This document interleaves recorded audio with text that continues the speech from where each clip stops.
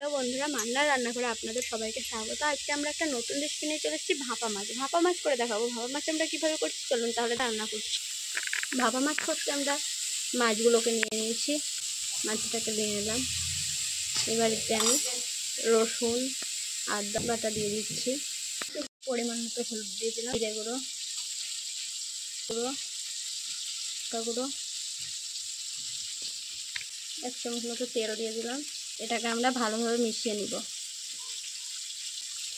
সবগুলোকে ভালোভাবে মিশিয়ে নিব, ভালোভাবে ম্যারিনেট করে নিচ্ছি।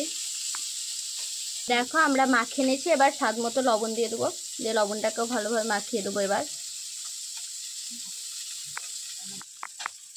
ভালোভাবে মাখিয়ে নিয়েছি, দেখো খুব সুন্দর করে মাখানো হয়ে গেছে। এবার এটাকে আমরা ভাপিয়ে নেব।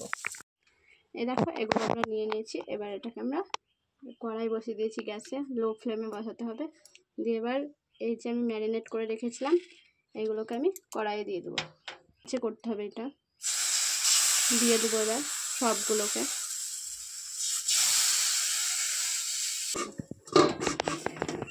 এটাকে আমরা 5 মিনিট মতো ঢেকে রেখে দেবো।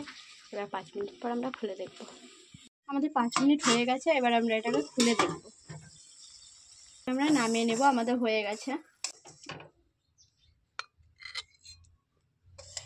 এইভাবে একবার বাড়িতে ট্রাই করবেন, খুবই সুন্দর লাগে খেতে।